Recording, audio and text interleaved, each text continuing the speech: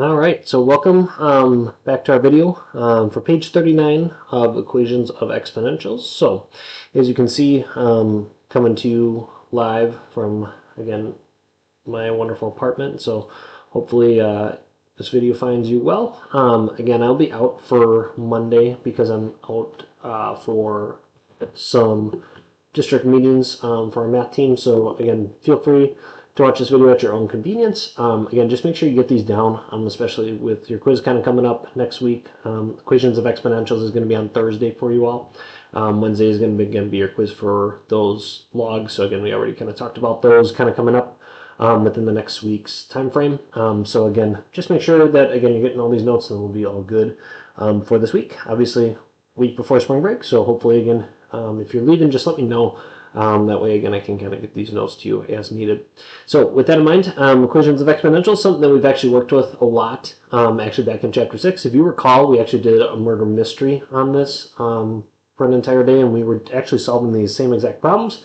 The only difference now is, again, they're just going to give you a different situation. So now what you need to do is you need to, again, find the values for A and B, and then obviously the value of K as well. So again, just take that in mind. So again, a little bit of context. So equation of exponentials have that form, and then are represented with the A, which is the initial value, and then B is the multiplier, and K represents the horizontal asymptote. X is, again, often represents the time, and then some problems simply involve substituting to give you the information. If you're trying to solve for that time of x, then you will usually need to use logarithms. If you need to find the multiplier for b, then you will need to find the root. Again, just depending on the certain situation that allows it for.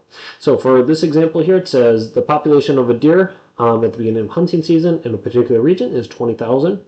After 7 days of hunting, the population is now down to 13,720. The DNR limits the amount of deer that can be killed to maintain a minimum of 5,000. Find an exponential equation that fits this model. So as you can probably guess, we already kind of have a lot of the information that's given to us. So the first thing I'm noting is, again, the 5,000 deer minimum. That obviously is going to be my K value because, again, I cannot cross that threshold.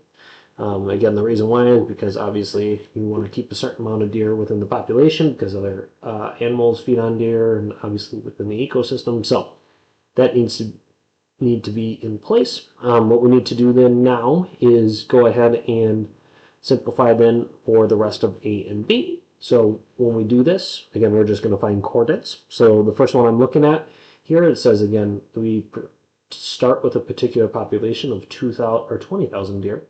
So in this case, again, initially, what we're going to say is x equals number of days, and then y equals the number of deer. Then I'm just going to go ahead and, again, plug in my values. So therefore, again, with my equation, obviously the first one for my coordinate is going to be 0 to 20,000.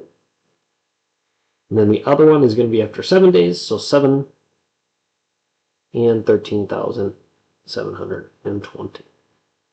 All right, so now what we're going to do, we're going to go ahead and plug these in, again, and just solve for each of those. So first one, I'm going to go ahead and plug in 20,000 and 0. So I'm going to go ahead and use that equation. So 20,000 is equal to A times B. And then again, I'm going to use it to the 0 power because that's the x value, so 0. And then plus the value k, which I know is 5,000. All right, so now what I'm going to do, obviously, as you can see, I'm going to go ahead and solve for the either A or B value as far as I can. Sometimes, again, I might get an A value. Sometimes I may not. We'll see.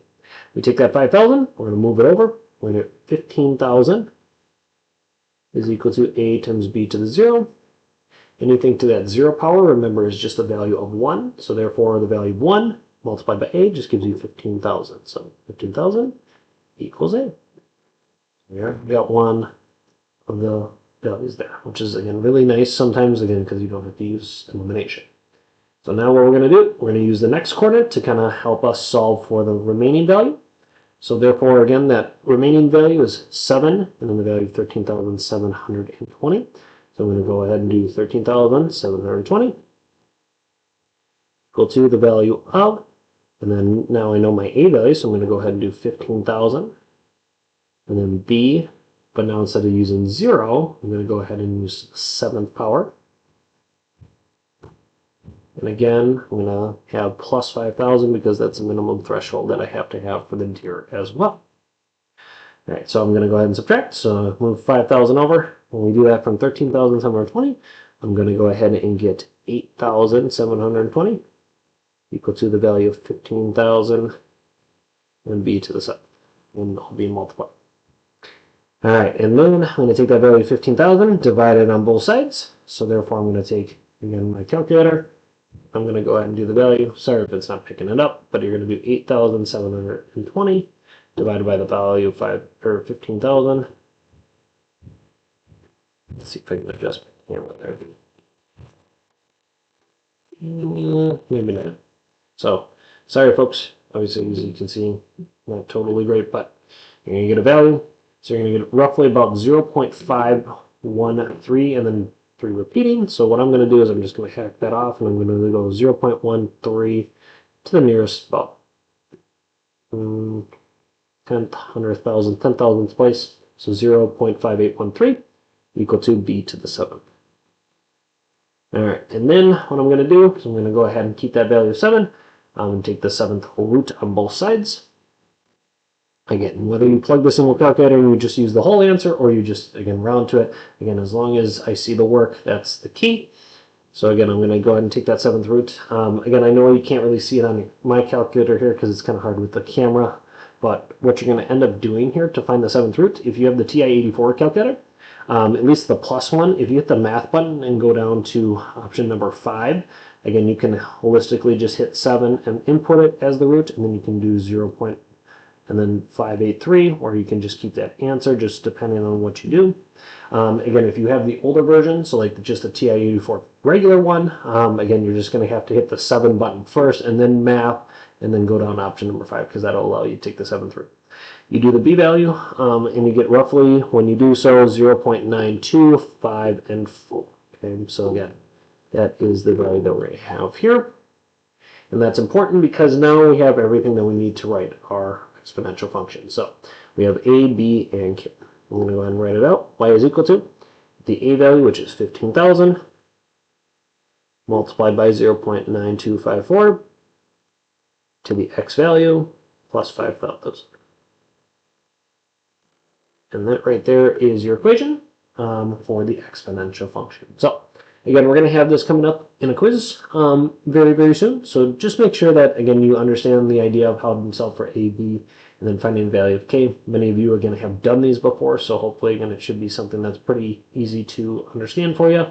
Again, if you do not, please come to me. Again, I'm always happy to help, especially when you're working through these problems. But otherwise, have a great rest of your Monday. Please make sure you're watching the other video, again, on the sine functions, because that's going to be really important. It's going to be one of very important parts for Chapter 7 as we kind of keep rolling along. Otherwise, have a great rest of your day. We'll see you all very soon.